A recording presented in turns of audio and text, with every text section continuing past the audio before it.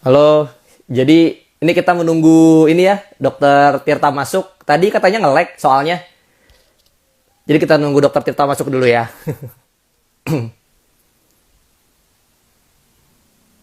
Waduh, kenapa jadi banyak ini yang... Oh, loading ya ini ya? Ya, tadi... Oke, ini kita tunggu Dokter Tirtanya masuk. Lag gak sih? Aku copot wifi aja lah. Aku pakai yang biasa.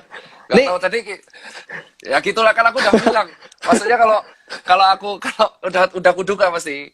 Kalau misalkan kita lagi bahas yang sesuatu yang sensitif di Indo tuh pasti akan kayak gitu. Pasti kayak gitu. Di explore di delete atau yola. Balik lagi Mas Adam ini oh, balik aku Mas. yang soal obat berarti ini mungkin tak simpulkan lagi buat kawan-kawan netizen belum tahu bahwa obat itu harus mengalami tahap uji klinis. Tadi Mas Adam dan Rasin dan tidak boleh asal klaim ya Mas ya. Betul, betul. Tidak boleh. Harus lolos uji klinis tahap 3 dulu. Baru Ber- boleh diangklaim. Kayak gitu, Mas. Berarti sampai sejauh ini itu adalah pure tidak ada satupun yang mengatakan dirinya sebagai obat penyembuh COVID. Betul. Seperti itu, Mas. Nah, sebelum merangkak ke vaksin, ini ada pertanyaan netizen yang jujur polos-polos rata-rata. Mereka Mm-mm. tanyanya seperti ini, Mas Adam, kalau Pak Dokter, kalau misalkan COVID itu kan sembuh sendiri toh. Banyak teman-teman Mm-mm. saya itu sembuh sendiri, ngapain harus pakai obat? Nah, ini kita harus menerangkan gimana Mas Adam Oke, menjawabnya. jadi gini, sederhananya gini, COVID itu kayak spektrum, spektrum tuh luas. Jadi ada kemungkinan dia terinfeksi tapi nggak sakit, nggak bergejala. Terus ada kemungkinan dia sakit tapi ringan, sedang, atau berat. Kalau ringan atau sedang, itu bisa sembuh sendiri bahkan tanpa obat. Jadinya uh, tidak semuanya harus butuh obat, kayak gitu gampangnya. Jadi, halo, ini nggak ada suaranya ya? Aku suara kok, ada suaranya kok. Aku Oh, dengar oke. suaramu. Ini soalnya ada netizen yang bilang nggak ada suaranya. Oke, Ada jadi kok, ada. kita balik lagi. Jadi karena spektrumnya luas, jadi ada orang yang bahkan yang tanpa gejala itu katanya bahkan mayoritas bisa sampai 30-40% itu nggak diobatin aja akan sembuh sendiri. Itu makanya obat COVID itu sebenarnya arahnya lebih ke yang gejala sedang atau berat yang bahkan udah mau sampai meninggal. Jadi kita lebih arahkan ke orang-orang yang resikonya sakit berat atau sampai meninggal dunia. Untuk yang sakit ringan atau tanpa gejala itu bisa sembuh sendiri, Mas. Kayak gitu sih gampangnya kalau Wah, jelasin. tapi kalau sembuh sendiri ini juga tentu harus ada pengontrolan kan? Betul. Jadi pengontrolannya ini boleh diberitahu nggak suplemennya tuh apa aja? Jadi biar orang tuh nggak ngira bahwa perawatannya ini dengan penuh dengan fiktif.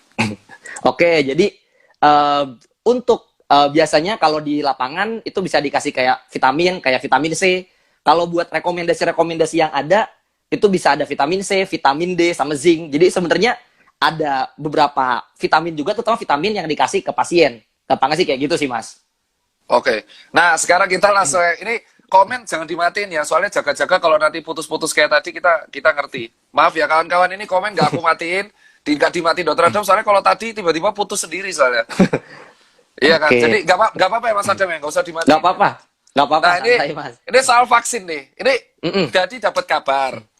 Ini nih jujur ya, kemarin statementku agak heboh karena kayak terjadi kebetulan aja nih Mas Adam. Mm-mm. Jadi kita bahas kayak tanggal 8 Oktober itu Omnibus ditandatanganin. Terus akhirnya demo semua, salah, tanggal 6 ditandatanganin, tanggal 5 ditandatanganin, tanggal 6 tiba-tiba perpres pembagian vaksin itu muncul. Terus tanggal 8 demo nih di mana-mana, lalu berita vaksin viral. Dan belum ada edukasi apapun soal vaksin ke rakyat Indonesia, jadi akhirnya tentang keamanan itu gimana. Jadi sebenarnya vaksin sampai Indonesia tuh realitanya gimana sih Mas Adam tentang 3 vaksin yang sampai Indo atau vaksin dari Inggris itu gimana sih Mas Adam? Oke, jadi untuk vaksinnya ada 3 ya mungkin yang akan masuk ke Indonesia. Namanya yang pertama Sinovac. Sinovac itu yang uji coba di Bandung juga sama Unpad. Yang kedua, Oh, itu aku ono panganan nyampe Mas Dok, ntar Dok. uh,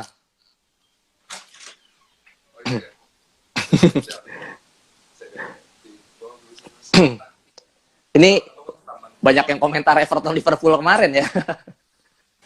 Saya Mas. Bentar. Santai Mas, santai Mas.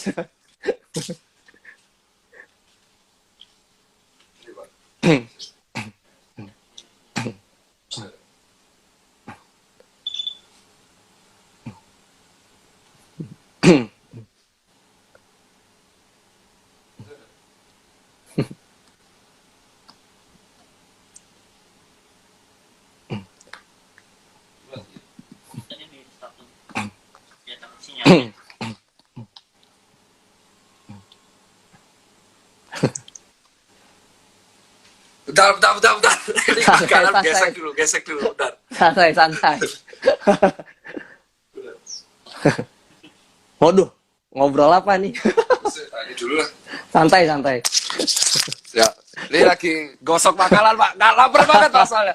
Yo, Pak Oh. Dokter lagi. Lagi-lagi Lanjut, yang Sinovac.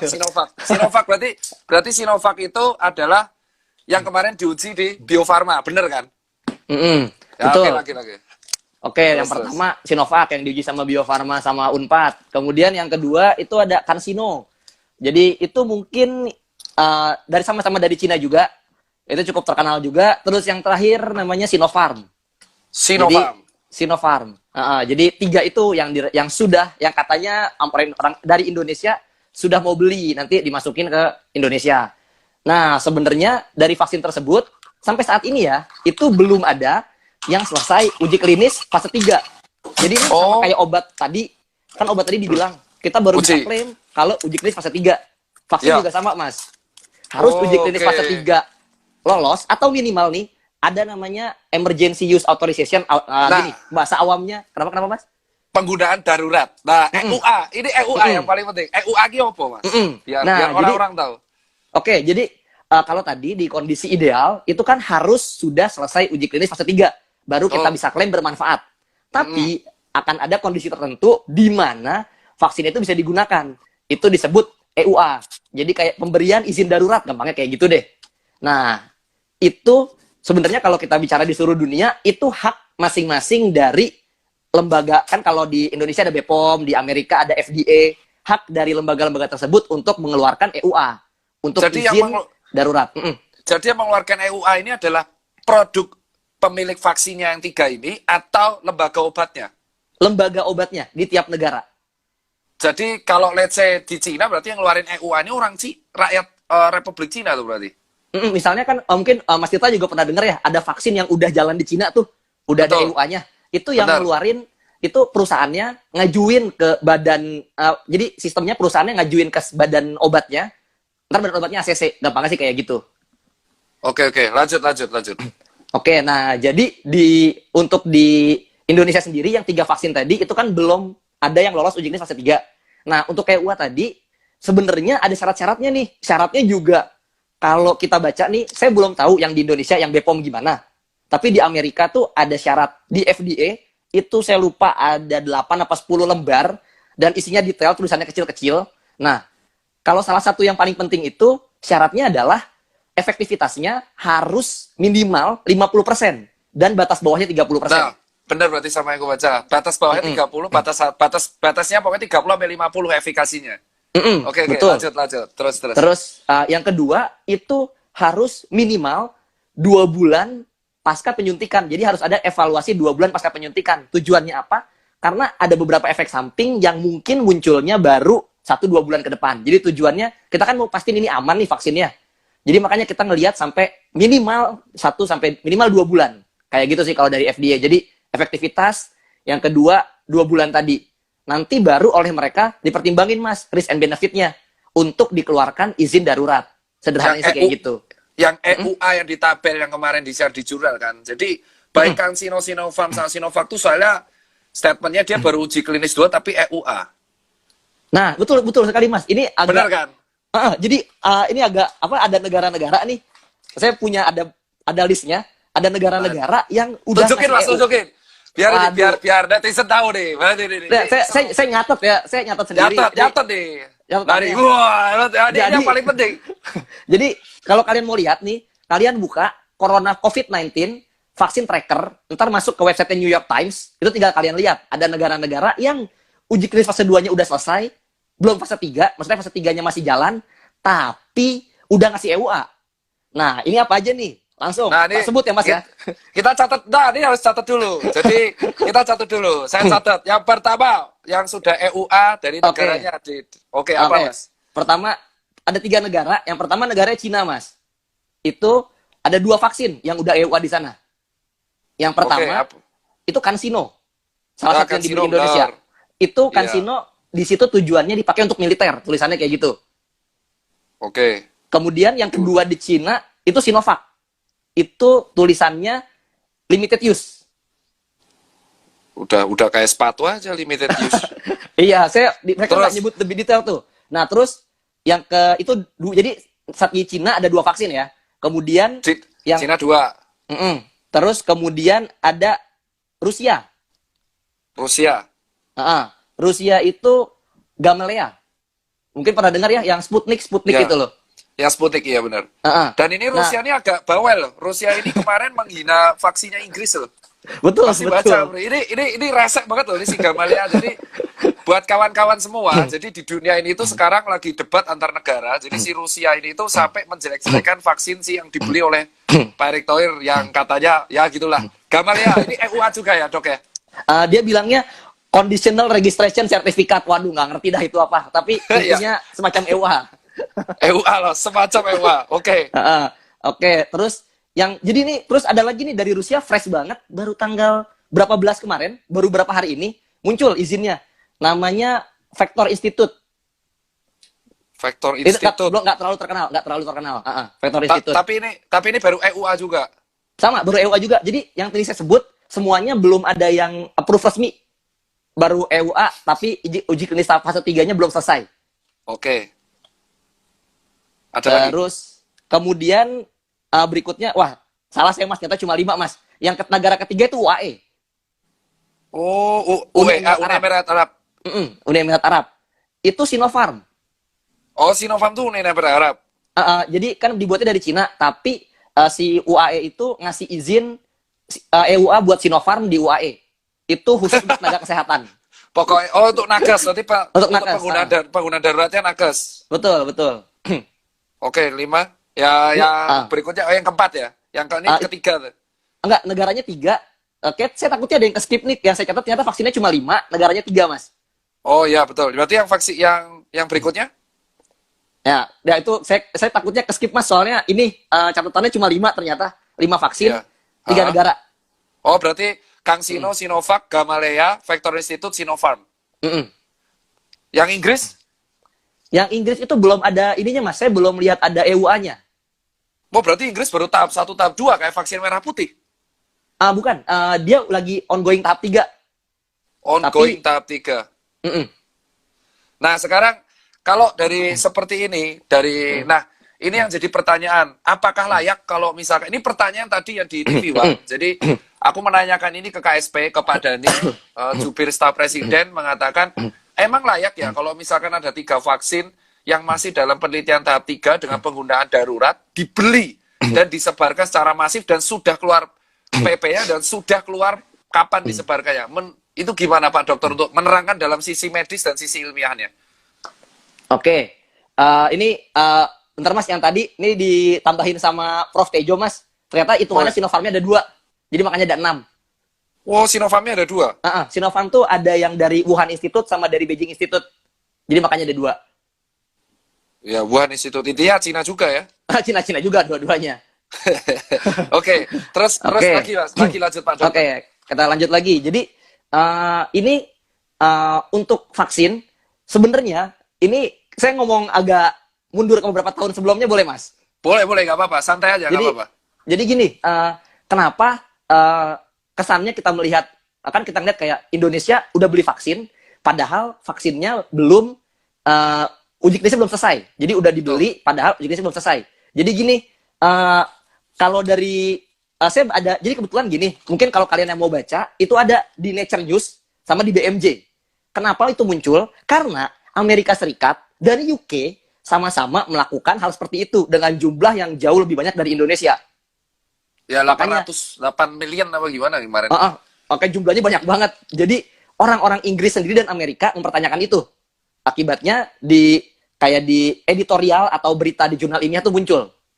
Nah, pembahasannya kalau dari sana itu mereka mundur karena zaman dulu itu di tahun 2009 mungkin Mas Tita tahu ya, ada flu babi H1N1. Betul, flu babi. Nah, itu kan pandemi juga. Nah, waktu pas H1N1 itu banyak ketika vaksinnya itu muncul, demand-nya, permintaannya jauh lebih tinggi dibanding kemampuan suplai vaksinnya. Akibatnya penyebarannya nggak merata. Nah, penyebaran nggak meratanya kemana? Ke negara-negara kaya. Negara-negara yang susah, negara-negara menengah, itu nggak kebagian. Atau kebagian tapi lama. Kayak kloter kedua, kloter ketiga. Gampangnya kayak gitu, Mas. Oke, Nah, lanjut. jadinya masuk ke, kan udah ada pelajaran tuh dari pandemi sebelumnya. Akhirnya, trennya sekarang ada beberapa negara yang mau secure dosnya dulu. Jadi secure jumlah vaksinnya dulu. Kayak pre-order berarti jatuhnya. Nah, ini. betul. Sistemnya pre-order, Mas. Jadi ntar mereka Buset. serius, Udah, serius. berarti ini kayak ibaratnya kayak lebih akan gampang kalau negara kita tuh ngomong bahwa kita tuh PO vaksin. PO. Nah, Berarti gak hanya kayaknya, sepatu, gak hanya catering, ini PO vaksin. Kita secure jumlah, tapi jadinya di waktu yang akan datang. betul. Jadi sederhananya gini, kita PO. Nah, nanti kalau misalnya, ini saya bahas, saya nggak tahu yang Indonesia gimana, tapi saya lihat yang dari Inggris, karena yang di BMJ itu jelas banget, Mas, penjelasannya. Ada orang semacam BPOM-nya Inggris ngomong langsung. Nah, jadi mereka bilang, ini kayak Indonesia, mungkin Mas Tirta ngelihat Indonesia beli vaksinnya langsung 3 langsung ya. CanSino, Sinopharm. Nah, itu tujuannya kalau Inggris lakuin hal yang sama. Jadi mereka secure AstraZeneca, saya lupa yang lainnya apa lagi. AstraZeneca doang. Alasannya karena mereka secure beberapa vaksin, tujuannya itu untuk spread the bets. Jadi, kan mereka nggak tahu mana yang efektif. Mereka menyebarkan taruhannya, supaya resikonya lebih rendah. Kebayang nggak, Mas, jadinya? Tujuannya itu. Jadi, ini petinggi Inggrisnya ngomong kayak gitu. Mereka spread the bets. Jadi, nanti kalau misalnya, seandainya ada yang nggak efektif, ya udah, kemungkinan uangnya angus. Gambling gitu. berarti kasarnya ya? Betul, kasarnya gambling. Tapi, gini, mereka gambling. Kalau misalnya Mas Tirta pernah baca, ada penelitian yang bilang kalau vaksin yang sudah mencapai uji klinis fase 3, kemungkinan berhasilnya itu adalah 85%, kalau saya nggak salah di penelitian terakhir. Betul. 80-85%. Ke mereka tuh udah aman, tinggal efikasinya aja bisa meningkatkan si antibodi kita itu jumlahnya di atas rata-rata apa enggak. Jadi Betul. emang bener 85% itu. Terus, jadinya mereka mikir kan, kalau misalnya mereka gamble 85% deh, gamble di 3-5 vaksin, minimal ada 1-2 yang berhasil kan. Iya, iya. Nah, jadinya mereka percaya diri untuk gamble seperti itu. Jadi, terus habis itu dibilang, tanya, nanti kalau udah ada yang kebeli terus gak efektif gimana? Ya entah itu angus, entah itu dosisnya tetap datang ke kita, terus ya udah jadi stok lebih. Kayak gitu. Terus kalau semuanya efektif gimana? Ya kita bagiin ke negara-negara yang butuh. Mereka bilangnya kayak gitu. Jadi, emang di situasi ini ada beberapa negara yang ngambil pilihannya kayak gitu, Mas. Brazil juga termasuk. Iya, kalau nggak salah kemarin tadi aku baca jurnal, itu ada 3 negara yang kemarin, 3 negara yang emang mereka ngambilnya sekure gila-gilaan. Salah satunya US. Itu makanya US ngambil stok banyak banget. Nah, pertanyaannya berarti apa yang harus sebenarnya disampaikan dari pemerintah nih ke rakyatnya mengenai 3 penjelasan vaksin ini? Soalnya jadwal pembagiannya sudah ada di bulan November. Nah, ini kan agak gini, Mas, ada pertanyaan. Ketika fase 3 belum selesai, penggunaan darurat udah keluar, terus ini dibeli nih. Nah, pembagiannya November. Apakah benar ini November emang ready semua? Nah, oke. Jadi dari jurnal. Oke, ini sih ada catatannya. Kita lihat dari ini. Nah, Jadi tunjukin lagi. Biar dia saya nggak catat. Oke, jadi ini Mas, ngelihat mungkin kalau ada yang mau nanti konfirmasi omongan saya, kalian bisa masuk cari WHO COVID vaksin landscape. Ya, nanti ada tuh. Itu ada kalau itu ada. Ada ratusan. Nah, habis itu di pojok sebelah kanan diklik aja itu clinical trial satu-satu. Nah, saya klik satu-satu tuh, saya lihat selesainya kapan kayak gitu. Nah, terus ini. Jadi ini kita bahas karena banyak. Jadi saya cuma merhatiin yang 3 utama yang dibeli sama Indonesia ya. Ini kalau kita omongin berhenti ya, Mas ya. Jadi kalau Sinovac paling cepat itu di Indonesia sama Turki, range-nya di Maret sampai April 2021. Tuh. Nah, Yaudah. selesainya. Nah, tapi ntar dulu Mas, ada ininya nih, ada tapinya. Ada. Jadi Ada NB-nya, bintang-bintang ya. ada bintangnya. Tadi kan kita sempat bahas nih masalah interim analisis, masalah EUA. Ya Nah, masalah EUA ya penggunaan emergency kan. Terus jadi penggunaan emergency itu diperbolehkan kalau ada fase interim analisis. Nah, Sinovac ini interim analisisnya kalau cari dari websitenya Sinovac itu Ada. mereka bilang bukan nggak bilang akhir, mereka bilang tahun ini mereka akan melakukan interim analisa sementara. iya itu di sinovac.com. Itu ada, tapi nggak disebut tanggal kalau saya nggak salah. Nah, jadi kalau misalnya interimnya udah ada, itu kemungkinan bisa diajuin ke FDA atau ke BPOM kayak gitu, Mas. Jadi kita nggak tahu nih mereka interimnya kapan, karena mereka nggak nyebut tanggal, nggak nyebut bulan. Kalau sejauh saya baca ya. Jadi makanya, mereka hanya prediksi doang, end of year gitu kan. Kalau nggak salah di sinovac.com dia bilang uji klinis bla bla bla masih di Maret, tetapi interimnya ini EUA-nya itu sampai end of year 2020. Betul sekali, Mas. Jadi ada hasil interimnya, cuma mereka nggak bilang kapan. Nah, interim itu adalah yang paling cepat. Vaksin itu bisa digunakan untuk EUA.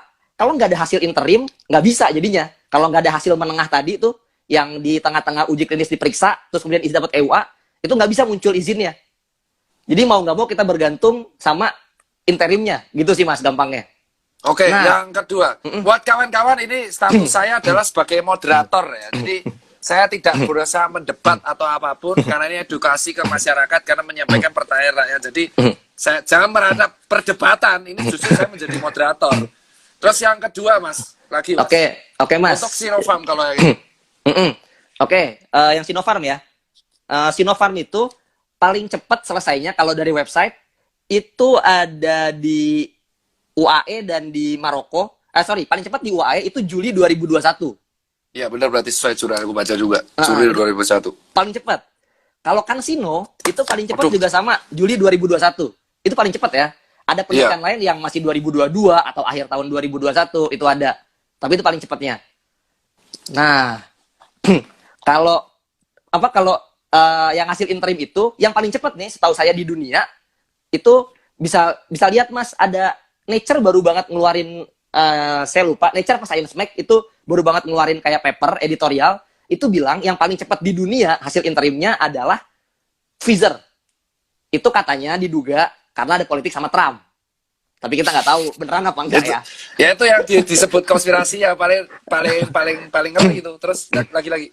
Itu paling cepat adalah Pfizer. Pfizer itu bulan ini bilangnya. Jadi akan ada rapat kalau nggak salah 20-an Oktober, saya lupa detailnya kapan. Jadi itu kalian bisa lihat di Medscape ada, di Nature juga, di Nature Science juga ada, tinggal baca aja.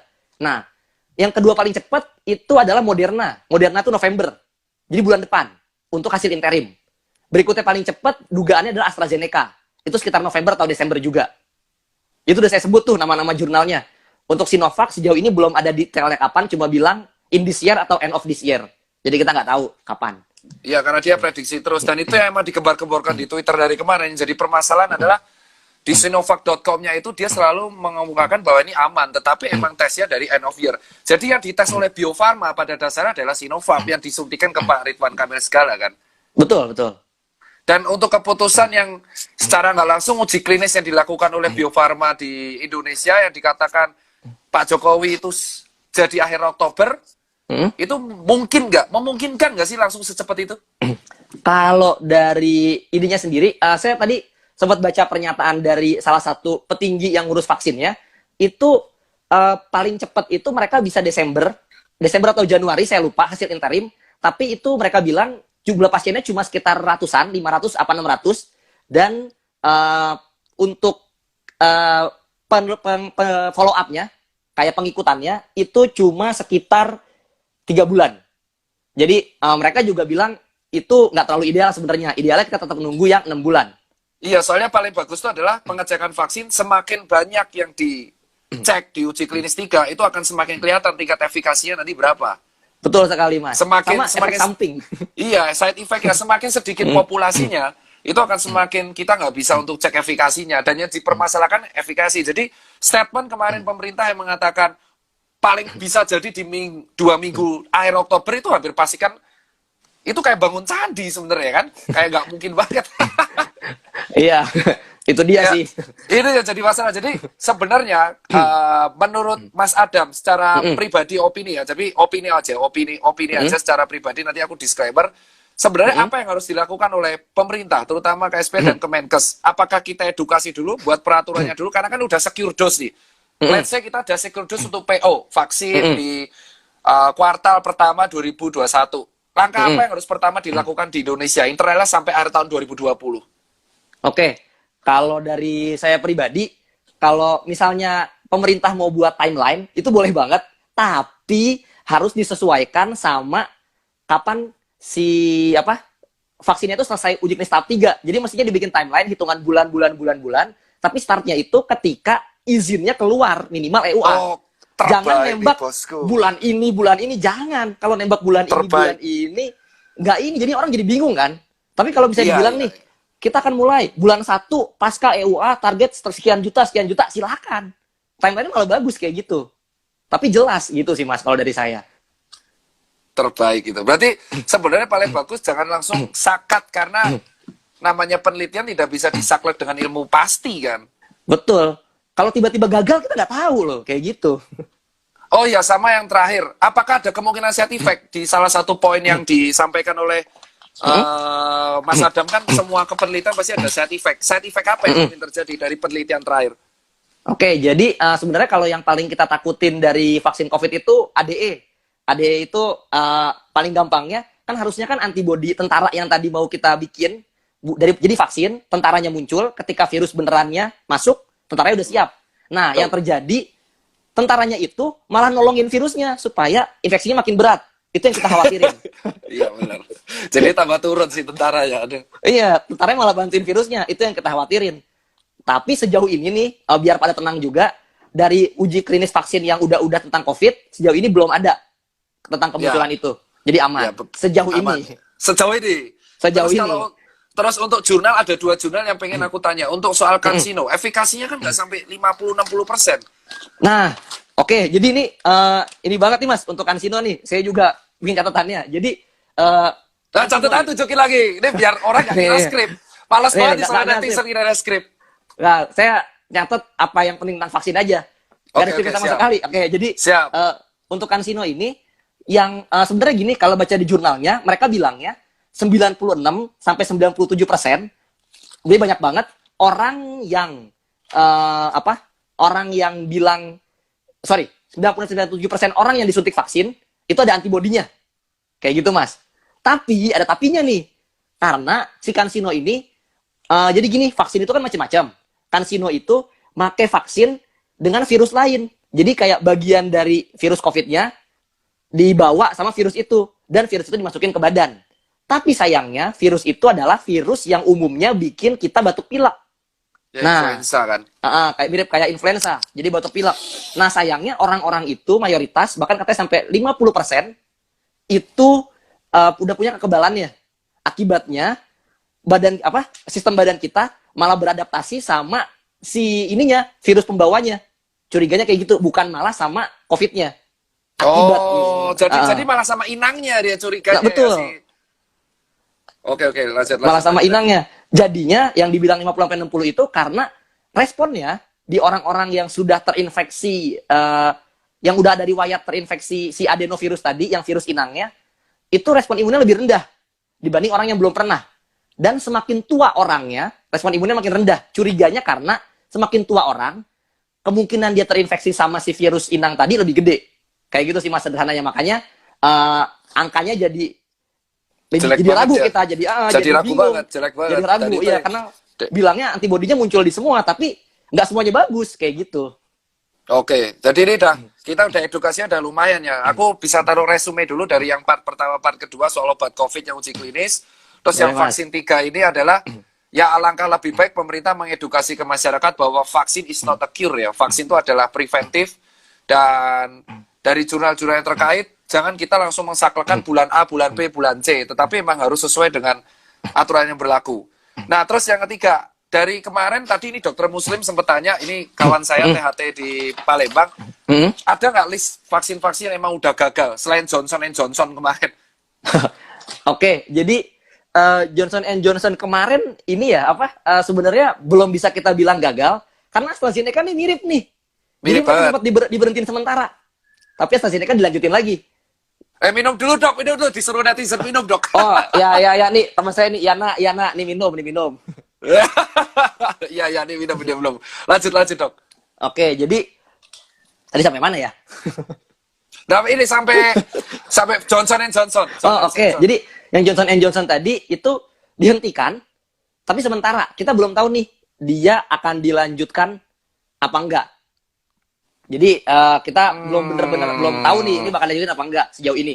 Kalau untuk yang gagal, sejauh ini saya belum lihat ada yang gagal. Kalau di list paling baru halt, kayak di halt atau di pause sementara. Kayak gitu sih. Jadi belum. Saya belum ngelihat detailnya apakah ada yang gagal apa enggak. Saya belum bener-bener nyari tahu sih kalau buat itu sih.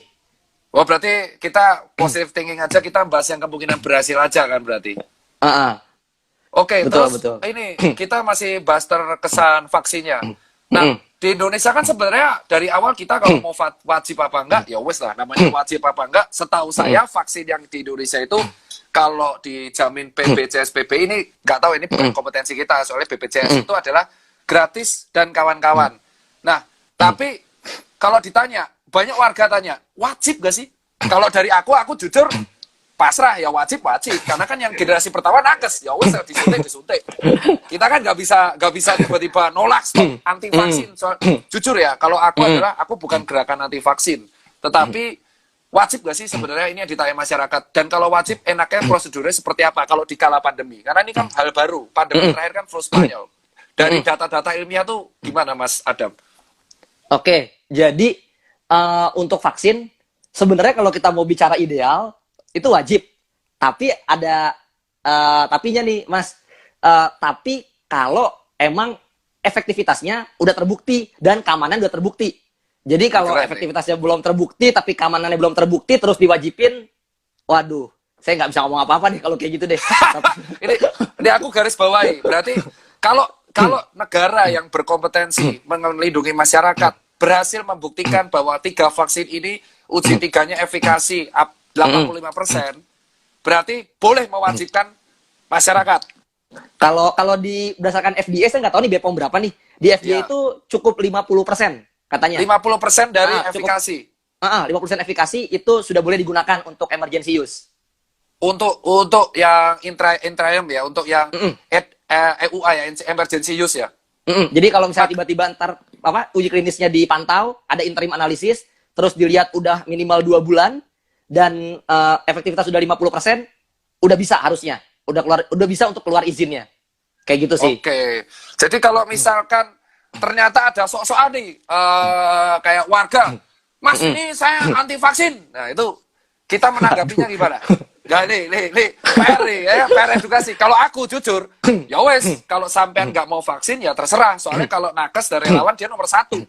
Nakes, relawan, TNI, Polri setauku nomor 1 sama orang-orang beresiko. Oke. Kalau buat anti vaksin apa enggak, saya nggak tahu nih maksudnya kan pemerintah akan seperti apa. Cuma kalau dulu, mungkin waktu saya tahun 2016 atau 15, waktu zaman campak, wabah campak di Jawa Barat, itu saya salah satu yang turun ke bawah, itu kalau emang orang yang nggak mau vaksin, dia harus buat surat persetujuan yang cukup panjang kali lebar. Jadi, emang kayak di situ kita tetap menghormati, walaupun di situ masih wabah. Nah, cuma saya nggak akan tahu nih, untuk COVID sendiri, kayak gimana. Kayak gitu sih, Mas. Oke, berarti belum ada kan? Maksudnya kalau nggak vaksin di penjara nggak ada kan? Nggak ada, saya nggak pernah lihat ada kayak gitu. Aku juga nggak pernah lihat soalnya. Aku juga nggak tahu tuh isu dari mana kan. Terus kembali lagi Mas soal vaksin. Sebenarnya kamu bisa nggak sih kemarin soal pertanyaanku yang kontroversial? Bisa nggak sih? Ini pertanyaan yang menurutku adalah asumsi logika liar yang akhirnya menjadi serius. Kenapa sih vaksin COVID bisa muncul selama sampai secepat itu? Sementara pengembangan yang lain, let's say kita HIV agak lama banget. Ini secara ilmiah dijelaskannya gimana Mas? Untuk menjawab logika liar ataupun yang sebenarnya ditanyain orang bawah. Jadi dalam sini aku ngomong ya. Jadi emang kita sama-sama dokter, tetapi di sini kan aku mewakilkan pertanyaan yang di bawah.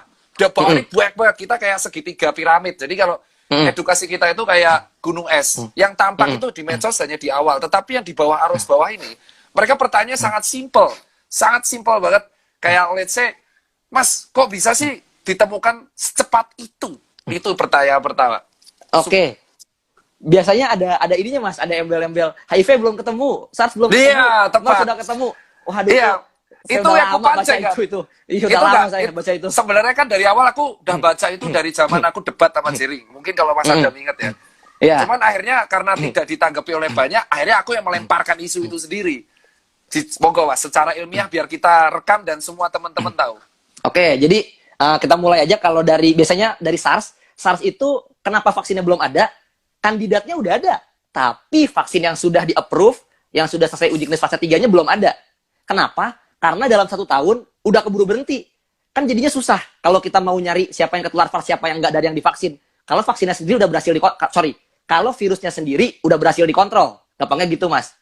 Karena Oke, udah berhasil mantap. dikontrol jadi susah. Kemudian yang kedua, MERS. MERS itu bahkan di orang-orang yang beresiko, contohnya kayak orang-orang yang berhubungan sama unta, emang kayak pemelihara unta atau sering kontak sama unta, itu aja resikonya kecil. Otomatis itu di Medscape ada, itu bilang butuh responden yang akan banyak-banyak sekali, bisa ratusan ribu. Dan belum tentu orang-orang itu mau, karena kan resikonya kecil, kayak hampir gak ada bahkan. Jadi makanya untuk uji klinis vaksinnya sendiri susah. Akibatnya kandidatnya ada. Kalau kalian cari nih, WHO, vaksin, MERS, ada 10 halaman. Silakan kalian cari tuh banyak. Kalau kalian mau apalin juga terserah. Tapi mereka nggak ada yang disetujuin. Karena uji klinisnya susah.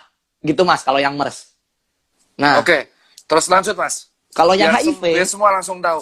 oke, kalau yang HIV, itu emang HIV tuh kayak untuk mutasi itu hitungannya cepat banget.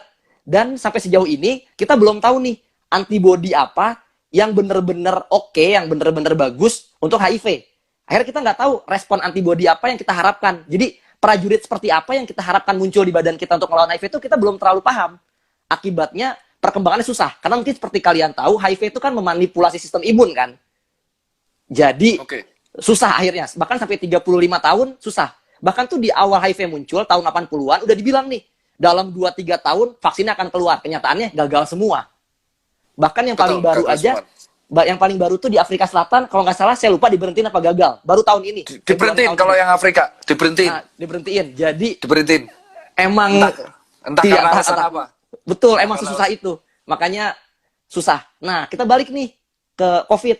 Kenapa kok COVID bisa ketemu? Yang pertama, SARS sama MERS itu kan dua-duanya coronavirus kan. Artinya udah ada basic penelitian dasarnya sebelumnya. Makanya udah ada ilmunya lah gimana caranya untuk bikin vaksin coronavirus secara umum. Akibatnya bisa lebih mudah, itu yang pertama. Yang kedua, itu ada jurnal yang membahas, saya lupa di NEJM apa di JAMA, silakan kalian cari, itu bilang, pertanyaannya kenapa sih vaksin COVID bisa cepat? Dibilang karena teknologi sekarang itu sudah mampu. Itu sudah menjawab ya? Itu teknologi sudah mampu. Dan mereka merujuk di cerita H1N1, itu pasiennya ada bulan Maret sampai April, uji klinisnya Juni, flu babi H1N1, Maret sampai April 2009, itu pasien pertama, Juni 2009 uji klinis, Oktober sampai November udah ada yang disuntik. Secepat itu. Setengah tahun dari tapi di Amerika kalau nggak salah ya? Betul, di Amerika. Betul, itu Amerika kan itu. Betul, karena udah ada basic influenzanya sebelumnya, itu kan sama-sama influenza sebenarnya. Jadi, udah ada basicnya. Makanya kalau coronavirus juga udah ada basicnya, makanya bisa lebih cepat. Bahkan ekspektasinya adalah dalam 1 sampai setengah tahun akan ada vaksin yang lolos uji klinis fase 3. Kayak gitu sih, Mas. Oke, buat teman-teman ini kenapa harus diulang? Karena nggak semua orang-orang awam tuh mau buka postingannya Mas Adam ya, karena tulisannya tulisan semua, itu kan kita tahu ya. Jadi harus diucapkan langsung. Jadi buat kawan-kawan semua sih, buat kawan-kawan semua yang nonton, jadi kalau Mas Adam ini kan di Jepang lebih terbuka ya. Jadi problemnya di Indonesia itu adalah orang-orang kita itu, orang awam tuh jujur blanknya setengah mati, Mas. Blank banget, blanknya setengah mati. Tapi ketika dia menanyakan sesuatu, itu rata-rata udah di judge, entah tuh di Twitter, di Instagram, entah kalau nggak ditololin, digoblok-goblokin, atau dibodoh-bodohin. Itu yang akhirnya mengakibatkan ya terkumpullah isu-isu itu yang termasyarakat. Jadi kalau isu ini disampaikan oleh orang awam, jujur ya Mas, jujur ya, aku harus meminta maaf untuk ngelempar isu itu kemarin, karena harus emang aku yang lempar. Karena dari awal isu itu sebenarnya sudah berkembang dari Maret. Ini yang aku ceritain di kondisi di Indo ya. Karena sesuatu yang terjadi terlalu nggak mungkin tiba-tiba terjadi. Kayak dari Maret tiba-tiba kita gagal ngelok turis Cina untuk masuk ke Indo yang akhirnya kita tahu. Terus akhirnya para pejabat kita mengemukakan pendapat seperti itu dan akhirnya masyarakat yang awalnya di Maret April patuh, akhirnya di Mei menjadi nggak patuh dan akhirnya tertimbul asumsi. Nah, setiap masyarakat ini komplain atau apapun, saya lihat selalu di media sosial itu selalu akan disikat ya. Disikat oleh generasi yang lebih paham. Nah, ini yang sangat disayangkan ketika masyarakat biasa bertanya, tetapi dibalas dengan defensif yang kayak enggak bodoh atau kata-kata. Nah, makanya ketika kemarin yang ngomong adalah orang-orang awam, rata-rata nggak dianggap. Akhirnya aku melempar lah jujur isu itu dan akhirnya dijawab dengan harusnya itu yang jawab bukan Mas Adam sih, tapi adalah Kementerian Kesehatannya sendiri. Harusnya yang jawab Kementerian Kesehatan. Cuman tadi di TV One KSP ya mengatakan Kementerian Kesehatan nggak bisa Mas Tirta untuk ngobrol. Ya udah akhirnya Pak Daniel yang ngomong, tapi Pak Daniel ngomongnya ya sebatas ini secure dose, tapi ini kan ada dijelaskan dengan Epic yang mungkin aku akan rangkum. Terus satu lagi Mas Adam, kita akan bahas isu-isu yang ditanyakan tapi masih terkait vaksin. Sebenarnya ada sebuah media, ini jujur ya, media itu heboh di bulan September ya, aku akhirnya angkat. Vaksin ini ditemukan, bye-bye corona. Nah, ini yang dan ini terjadi di Indo doang ini hebohnya. Ya. Ya, di heboh doang. Ini yang jadi pertanyaan kita semua, apakah sebenarnya statement kayak gitu tuh vaksin kan sebenarnya tidak menyelesaikan semuanya, tidak membuat kita kebal langsung 100%. Itu yang harus kita jelaskan gimana? Kenapa harus vaksin? Oke, jadi gini, ini saya minjem pernyataan dari, kalian bisa lihat di Medscape ada pernyataannya. Jadi gini, sederhananya untuk COVID ini ada 2 tangan nih untuk menangani COVID. Yang pertama itu ngelakuin pencegahan maksimal, kayak pakai masker, jaga jarak, cuci tangan, terus tes tracing, segala macam yang dilakuin pemerintah. Yang kemudian yang kanan itu vaksin. Jadi vaksin itu cuma beda tangan aja sama pencegahan kita yang biasa kita lakukan. Nah, yang perlu dibahas sebelum kita bahas lebih lanjut adalah vaksin ini nih, ini mungkin sudah sering dibahas. Kalau di luar saya nggak tahu di Indonesia dibahas apa enggak, belum tentu bisa melindungi kalian dari terinfeksi. Itu yang mesti dicatat. Jadi vaksin itu ada 2 kemungkinan. Yang pertama, itu bisa mencegah kalian dari sakit. Artinya kalian bisa terinfeksi, tapi kalian nggak bisa sakit berat atau sakit sedang. Kayak gitu. Jadi karena udah terlatih tentaranya. Betul, karena tentaranya udah siap nih. Tentaranya udah siap. Jadinya, ketika virusnya masuk, virusnya bisa masuk nih. Tapi orang nggak bakal sakit berat. Kayak gitu, itu yang pertama. Yang kedua, yang diharapkan adalah vaksinnya itu bisa bikin orang sampai nggak terinfeksi, bahkan sampai nggak menularkan. Itu target utamanya. Sederhananya gitu, Mas. Jadi ada 2 vaksin nih, ada 2 hal yang kita harapkan. Nah, yang kita takutin nih, kan orang sering ngelihat beritanya kayak sayonara corona, vaksin udah ketemu, kita bisa bebas lagi. Kalau ternyata vaksin yang ketemu adalah vaksin yang menurunkan gejala, atau kalau kita divaksin kita bisa terinfeksi, bisa menularkan, tapi nggak sakit berat, akibatnya adalah akan lebih banyak orang yang asimptomatik. Akan lebih banyak orang yang tanpa gejala, tapi sakit. Dan orang-orang tersebut udah berpikir, wah udah divaksin nih, ya udah nggak usah pakai masker, nggak usah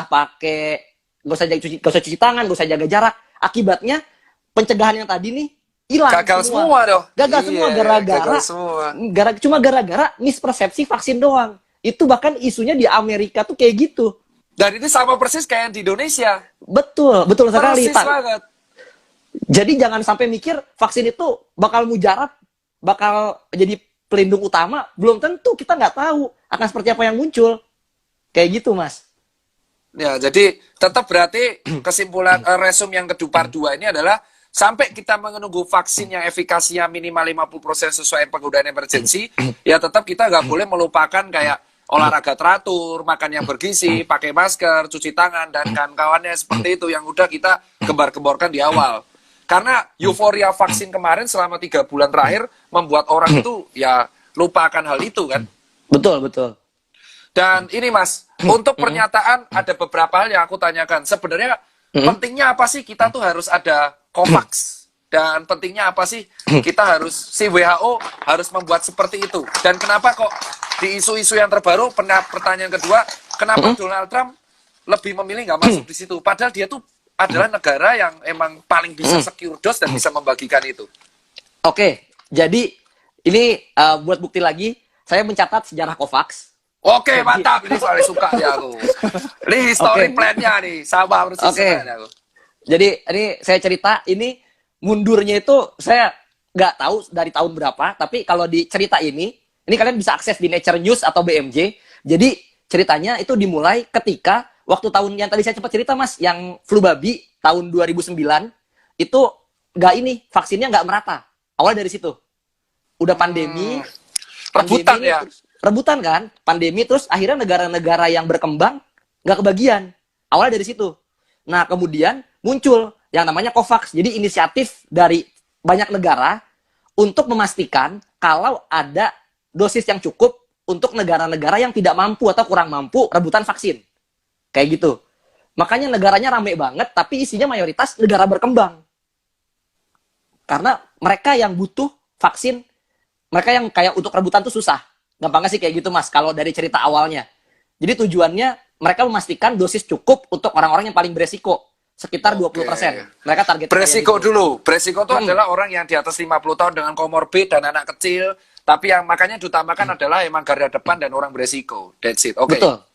Betul. Ini saya nambahin dikit, di COVAX mereka nyebut ada 2 golongan yang dianggap beresiko. Yang pertama health workers, tenaga kesehatan. Yang kedua elderly, orang di atas 55 sampai 60 tahun.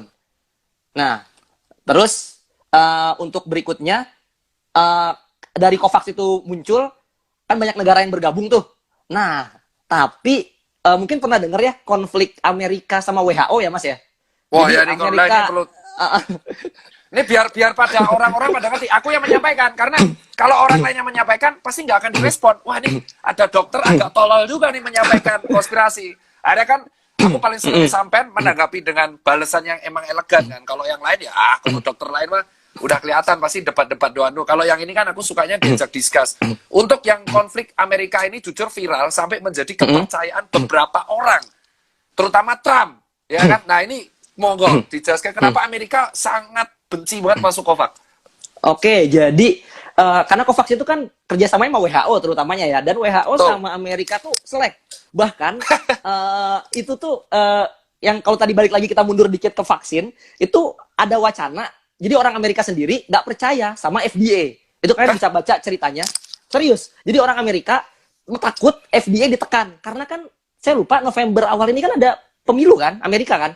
Iya benar, ada pemilu Amerika. Nah, jadi ini bahkan kalau kalian mau lihat ada di jurnal ilmiah sekarang tuh udah ke arah politik. Jadi, sumpah, jadi kalian bisa baca, silakan di Nature apa kalau nggak salah. Jadi pembahasannya adalah vaksin ini ada kemungkinan bisa dipercepat, yang tadi Pfizer tadi dibikin Oktober supaya untuk mendukung kampanyenya Trump. Jadi dibilang era Trump vaksin COVID bisa ketemu kayak gitu. Buset. Oke, lanjut. Nah, anjir. Itu kan ya otomatis selek sama mana-mana kan. Itu selek pastilah. Selek banget. Jadi kalau kalian mau lihat itu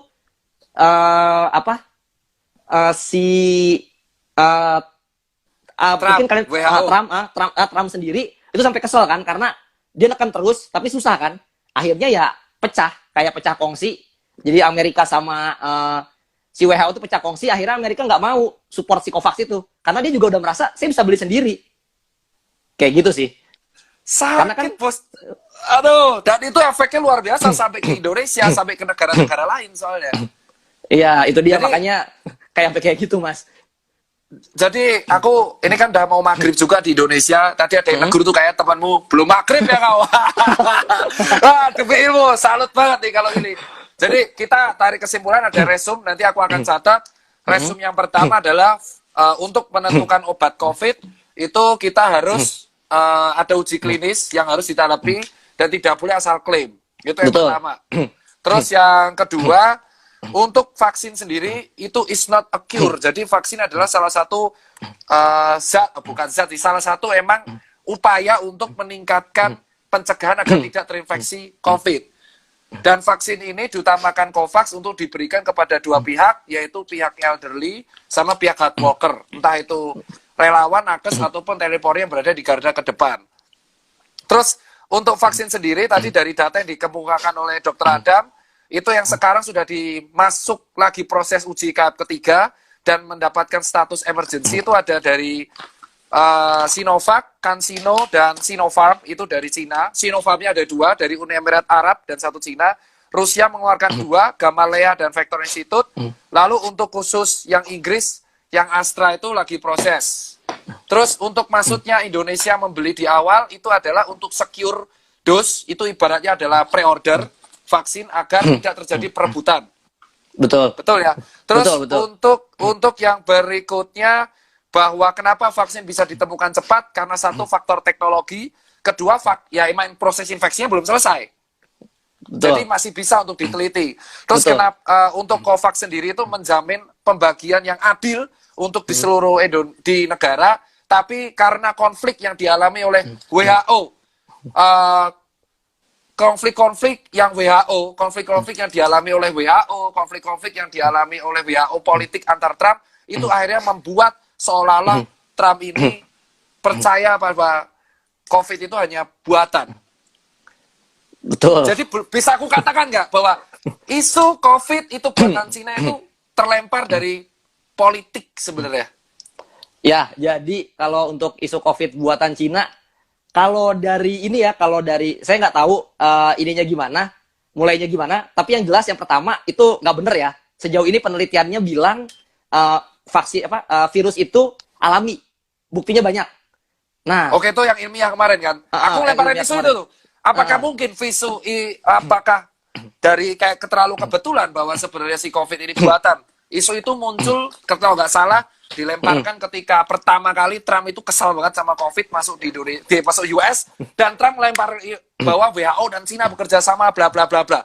Jadi ternyata karena politik sebenarnya ya. ya kalau yang saya lihat dari tren di berita, saya nggak tahu ilmiahnya gimana, tapi tren dari berita kayak gitu, kayak lempar-lemparan isu jadinya. Betul, lempar-lemparan isu antara Amerika dan Cina kalau nggak salah, benar ya. Berarti nanti aku akan ambil kesimpulan bahwa sebenarnya Trump ini berpolitik emang buat pilpresnya dia. Ya, salah satunya itu sih kalau dari yang berita-berita yang muncul sih. Iya, di jurnal kan. Dan akhirnya pilpres yang dia efek ini membuat dia hubungan Trump dan WHO memburuk, makanya Trump ini tidak mau masuk COVAX, dan akhirnya US secure dosisnya sendiri, tidak merasa butuh COVAX, dan akhirnya si Trump ini melemparkan isu bahwa COVID ini memang dari buatan Cina, dan akhirnya kolaborasi WHO. Jadi isu ini dilemparkan antara US untuk membuktikan superioritas Trump di negaranya sendiri.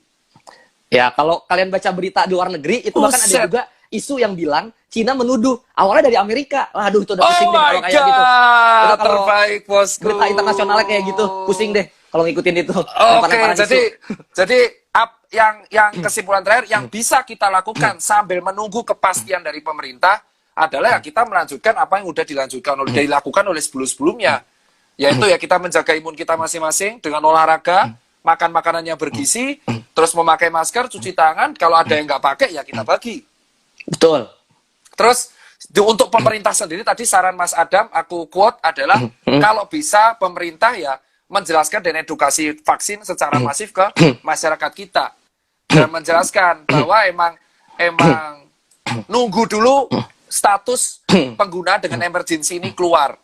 Dan Betul. bahwa kita itu PO. Bukan, jangan sampai vaksin yang sebenarnya masih PO ini menjadi aman-aman kita sehingga kita melupakan protokol yang udah diajarkan sebelumnya. Just like that, bener kan? Betul. Ini saya ada saran tambahan dikit nih, Mas. Jadi Amerika itu kan sempat ngalamin isu yang sama ya, Mas ya, sama Indonesia. Jadi saya tak catat ini. Kalau ini tak catat. Gimana?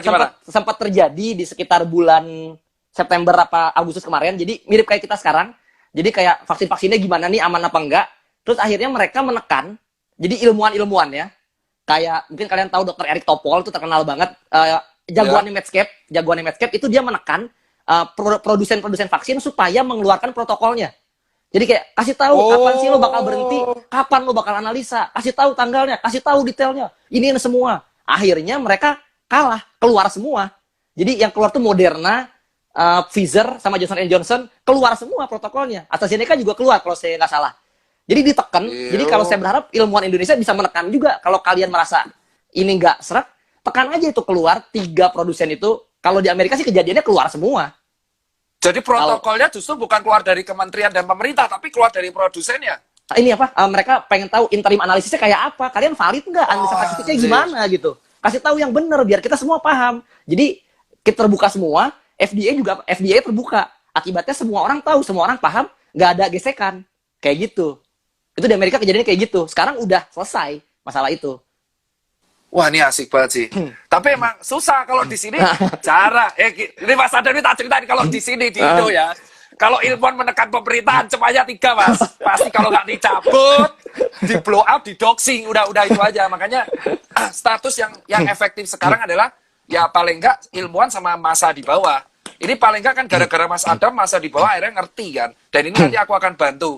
Moga-moga minggu depan nanti ada topik lagi nih Mas Adam yang sebenarnya belum kita bahas. Wah, amin. Ini topik kedua ini, kalau yang vaksin ini aku akan teruskan, insya Allah ya, karena aku meeting sama KSP itu hari Selasa, Mas. Sama Wah. Pak Daniel. Jadi usul-usul Mas Adam ini mungkin aku akan izin ngasih nomornya Mas Adam ke KSP. Silakan, Dan usul ini Mas. kan aku catat. Nanti aku akan kasih ke KSP agar paling nggak pemerintah bisa menekan si produsen ini ngeluarin SOP. Jangan pemerintahnya yang nanggung. Bebannya orang kita udah beli juga kan. Hak Betul. kita sebagai customer. Terus yang kedua, minggu depan ini ada isu perbedaan antara obat dan suplemen. Ini yang viral. Ini belum dibahas soalnya. Jadi kayak lempar-lemparan isu. Kayak Pak Hadi masih merasa bahwa obat ini sembuh kok gara-gara saya. Nah ini kan belum nih. Dan ternyata obatnya Pak Hadi ini Mas Adam disebarkan di institusi resmi. Jadi akan kita bahas tuh di minggu depan. Tapi nunggu Mas Adam dan aku juga akan mencari bukti untuk yang dari segi Pak Hadinya sendiri. Mungkin itu aja Mas Adam, aku mengucapkan terima kasih. Monggo dilanjutkan di sana, kayaknya udah Isya. Aku akan sholat maghrib dulu di sini. Aku nanti izin langsung menyampaikan kesimpulan. Thank you banget waktunya. Semoga apa yang kita sampaikan hari ini bermanfaat buat rakyat dan diikuti oleh rakyat Indonesia. Dan harapannya habis ini aku minta izin ngasih nomornya Mas Adam untuk ke timnya KSP dan timnya Satgas Covid, karena sampean doang yang bisa menjelaskan dengan bahasa awam. Thank you, Oke, Mas. ya. Makasih banget ya, Mas. Ya. Oke, assalamualaikum. Waalaikumsalam. Di save. Gimana caranya, Mas? Mas, gimana Ini caranya? ini di aduh ya Allah, ini di close. Ini di Gimana close caranya? ini nanti habis disilang di share to Instagram TV. Jangan di close dulu. Bentar. Jadi jangan N, silang nih. Ini silang. Nanti silang kan ketemu N. Ketemu Silang, N. adanya N pojok kanan atas, Mas. Nah, N aja, habis N, jangan di N dulu nih, habis di N, nanti gua post to Instagram TV. Nah, nanti castingnya kamu edit aja. N post to Instagram TV. Post to Instagram TV dan ada yang download. Jadi ada 2 tuh, download sama Instagram TV. Sampai pilih yang mana. Jangan di close. Kalau sampai N terus close and delete video, nggak akan ke-post edukasinya. Oh, oke. Jadi Sia-sia lah ini. Saya nggak ngerti, Mas. Ya Allah. Jadi gini. Ini ya soalnya orang Indonesia, media-media aku udah ngasih nomor Mas ke media, tapi media itu tidak mau ngangkat kalau nggak kontroversial. Paham ya, Mas? Paham.